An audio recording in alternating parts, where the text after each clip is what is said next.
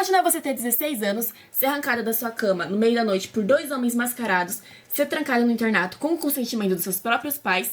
Anos mais tarde, você é conhecida como a patricinha mais burra e mais fútil dos anos 2000? Pois bem, essa é uma história secreta de como uma menina conseguiu usar seus próprios traumas para criar uma personagem e construir um império de 4 bilhões de dólares. A herdeira de uma das famílias mais ricas do mundo foi deserdada pelo seu próprio avô e construiu uma fortuna de 300 milhões de dólares sozinha. Vocês já pararam pra pensar que a Paris Hilton provavelmente foi a nossa primeira influencer antes mesmo desse termo nascer? Porque ela não era atriz, ela não era cantora e mesmo assim ela era muito famosa nos anos 2000. Famosa literalmente por ser famosa, ela era famosa por ser a Paris Hilton. E a Paris Hilton que passou anos enganando o mundo, já que ela não era nem herdeira e ela era muito mais inteligente do que a gente pensava.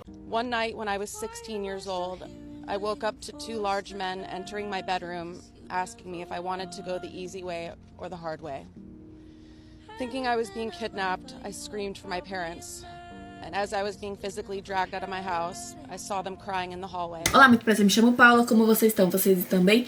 O foco dessa semana é a Paris Hilton, a patricinha herdeira mais fútil dos anos 2000. Então não vamos ficar enrolando, então antes disso, deixa seu like, se inscreve aqui embaixo que você vai me ajudar muito nesse meu comecinho aqui e deixa algum comentário falando o que você achou dessa história e algum conselho para os próximos vídeos. Eu vou falando com vocês, enquanto isso eu irei pintar minha unha. Tudo que eu falar aqui sobre a Paris Hilton, ou eu tirei do documentário dela, que tá aqui no próprio YouTube, ou eu tirei de alguma entrevista que ela fez.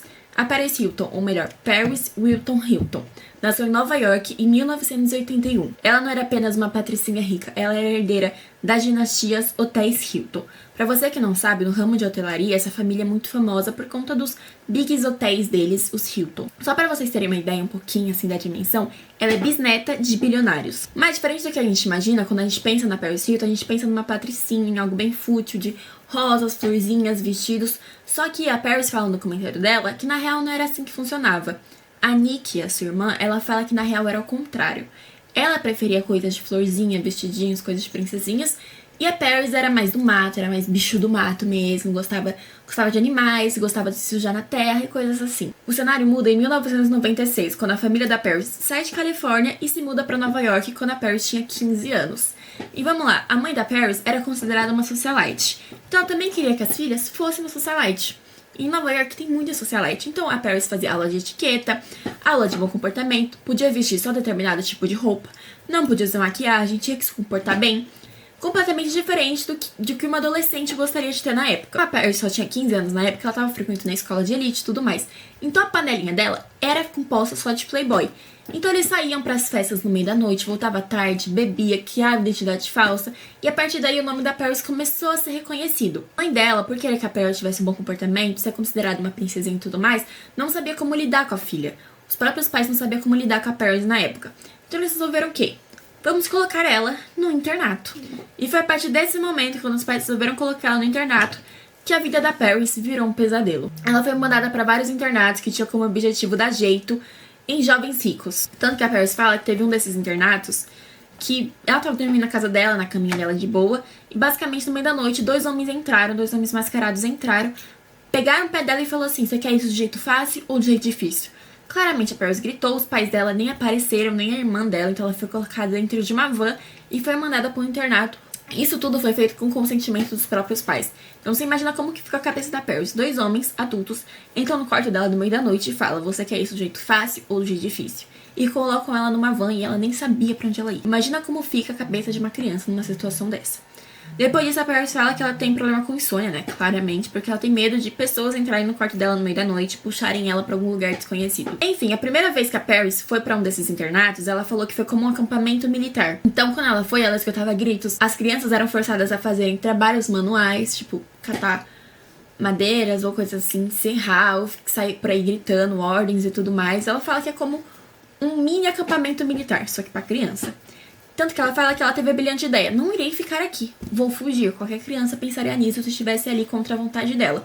Então ela resolve fugir com uma amiga dela, só que esses colégios internos, eles são muito afastados da cidade, então ela não consegue fugir muito. Daí tem um instrutor que pega ela, volta com ela lá pro acampamento, coloca ela no centro do acampamento e começa a bater nela, mostrando pra todo mundo que tá ali na volta, se fugisse, que nem a Paris fez, também ia sofrer as mesmas consequências que ela. Vamos lembrar que eram dois homens adultos, tá bom? Batendo numa criança adolescente de 15 anos. A partir daí começou a criar uma grande bola de neve, onde ela entrava no internato, fugia, era pega, entrava no internato, fugia, era pega. Até que tudo isso mudou quando ela conheceu a Provo Canyon School, que ela fala que foi o pior lugar de todos, que ela só ficou 11 meses até completar 18 anos em 1999. Lembra que eu falei pra vocês que tinha 2 homens mascarados que tinham entrado no quarto dela no meio da noite, pegado ela e levado ela pro internato?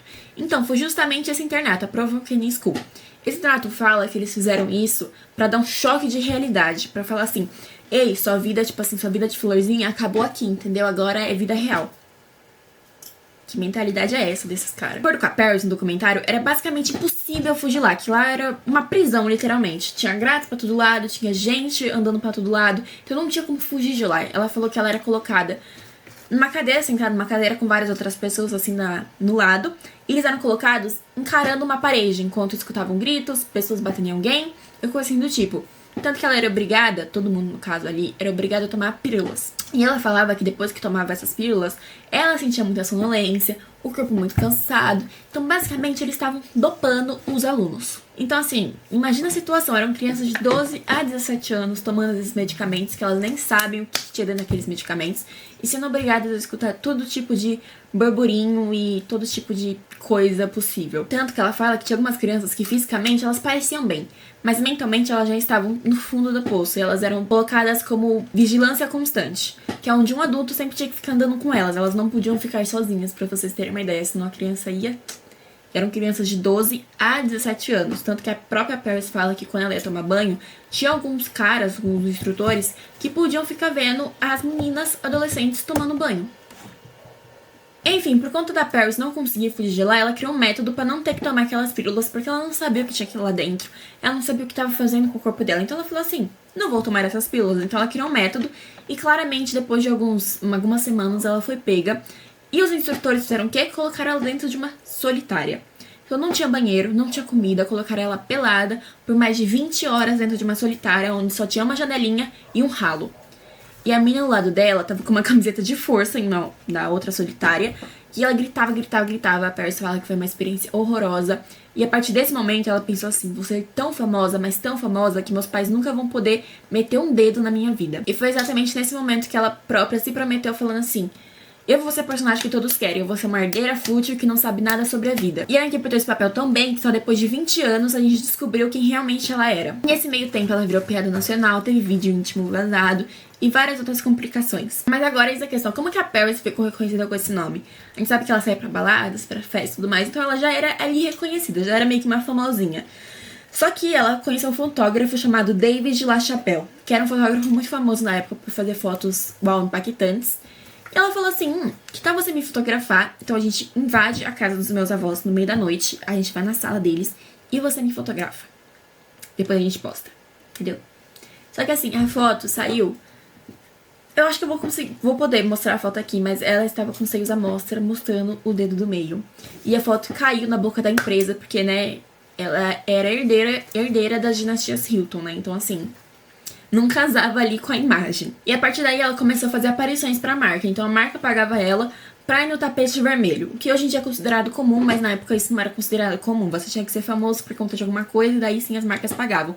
Só que ela não, as marcas só pagavam ela, e ela ia lá e aparecia no tapete vermelho usando a roupa daquela marca. Em 2003 ela entrou no reality The Simple Life, acho que todo mundo conhece esse reality, onde ela e mais uma outra herdeira rica, também loira, resolveram viver numa fazenda por um tempo. E teoricamente elas não sabem fazer nada, entendeu? E elas vão ter que se virar ali na fazenda. Só que umas semanas atrás foi vazado o vídeo íntimo dela. Então quando ia lançar o reality, digamos uns 3 dias antes, uns 4 dias antes, foi vazado o vídeo íntimo dela.